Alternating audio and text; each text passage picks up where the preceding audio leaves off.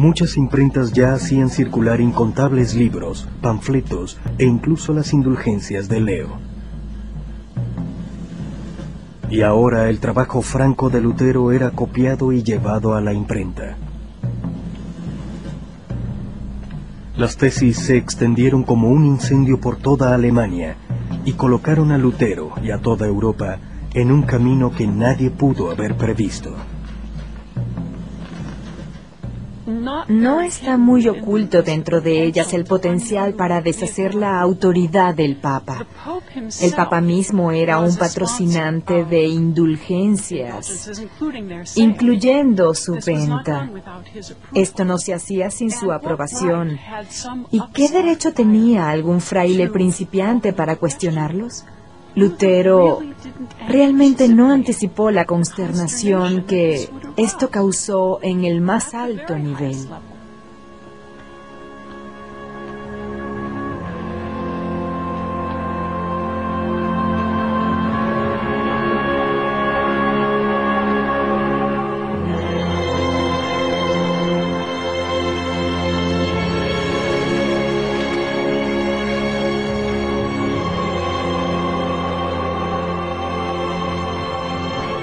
Pero no era casualidad que la Iglesia Católica había mantenido el poder durante más de 1000 años. Tenía un nombre para personas como Lutero.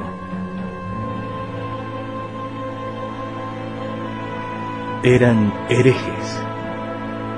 Y la pena por herejía era la muerte.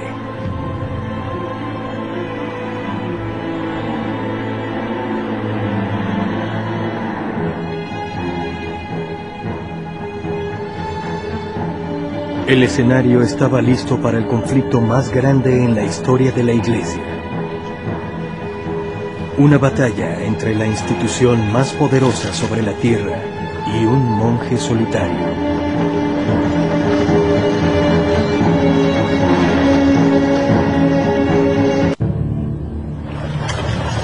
Alemania, febrero de 1546.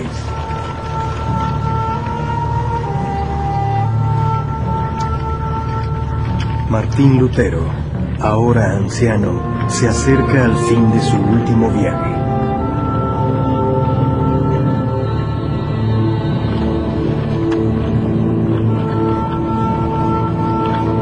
Dios sabe que nunca pensé llegar tan lejos. Nunca pensé que se levantaría tal tormenta en Roma por un simple pedazo de papel.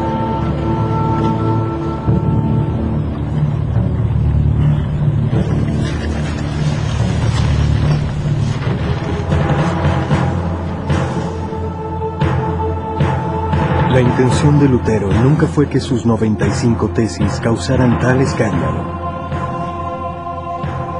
Pero en Roma, en el cuartel general de la Iglesia Católica, causaron gran malestar y horror.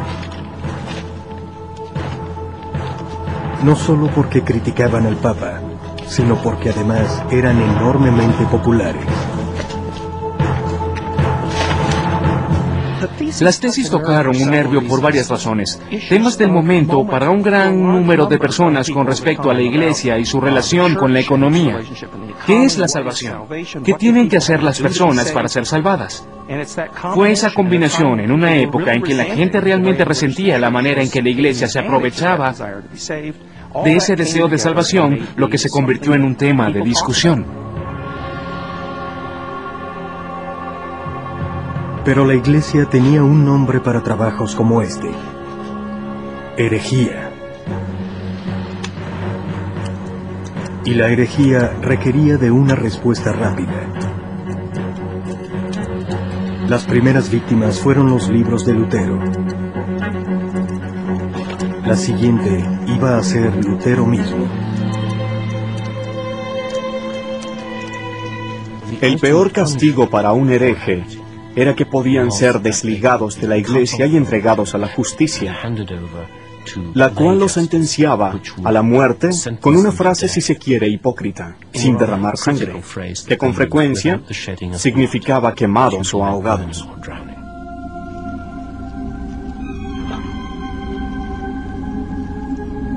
Solo 100 años antes, Un hombre llamado Juan Hus había criticado a la Iglesia por las mismas razones expuestas por Lutero. A Hus se le prometió una audiencia segura, pero luego fue quemado vivo. El papado te puede aplastar, no existe ninguna duda. Es una máquina asombrosamente eficiente para la detección de errores a través de la Inquisición, por ejemplo, y a través de la eliminación de individuos. Debemos decir que Lutero había entrado a un plano de extremo riesgo, enfrentando una gran probabilidad de ser ejecutado.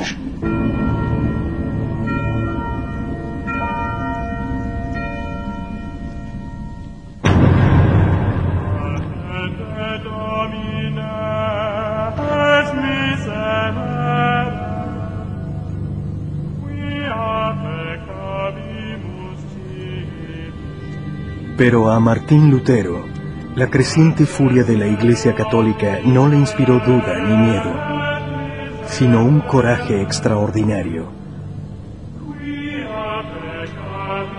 Coraje que se hizo más fuerte con cada ataque que enfrentaba. No hay duda de que Lutero se siente atemorizado por algunas de las amenazas que se hacen en su contra. Pero junto a esto está la idea muy fuerte de que si la vida cristiana se vive auténticamente, entonces el sufrimiento es de esperarse. Lutero recibió las críticas que se le hacían casi como una confirmación de su vocación como reformista. Martín Lutero continúa hacia adelante porque es un hombre de grandes ideales, resolución e ingenuo. Hay que admirar a alguien que con pensamientos tan sencillos persiga sus ideales.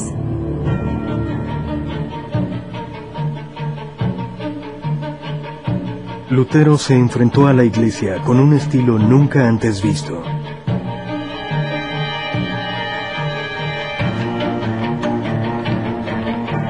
Hacía caso omiso a sus amenazas. El Papa le exigió a Lutero que renunciara a las 95 tesis. Lutero se rehusó. El Papa envió a un cardenal para que lo interrogara. Lutero no se intimidó. No está más capacitado para llevar el caso que un asno para tocar el arma. Luego fue acusado de herejía, pero permaneció desafiante. Exijo que me muestren absolutamente, no respectivamente, distintivamente y no confusamente, con certeza, no probablemente, qué es herejía. Creo que la dificultad que enfrentaba la Iglesia era la siguiente. Mientras más trataba de silenciar a Lutero, más se convencía el reformista de que tenía una vocación que debía llevar hasta el final.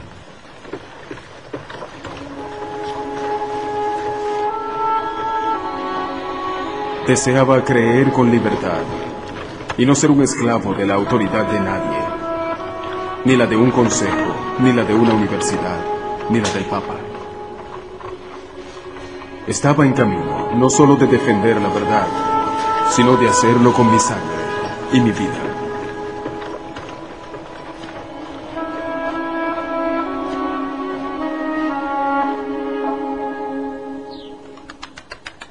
En Roma, los escritos de Lutero causaban una creciente furia. El Papa Leo X debió recurrir al arma más poderosa de su arsenal, la excomunión. Con esto, Leo podía condenar a Lutero a la eternidad del infierno en el siguiente mundo y convertirlo en un proscrito en este. Para el cristiano promedio, la excomunión papal significaba que, si uno moría sin reconciliarse con la Iglesia, no había más remedio que pasar la eternidad en un tormento infernal. El documento fue redactado en el magnífico alojamiento de casa de Leo en las afueras de Roma, y el texto reflejaba el pasatiempo favorito del pontífice, el acecho y cacería del jabalí salvaje. Levántate, mi señor, protégete, pues un jabalí salvaje del bosque pretende destruir tu viñedo. Debemos proceder contra este Martín Lutero por su condenación y maldición como alguien cuya fe está notablemente en duda y que de hecho es un hereje.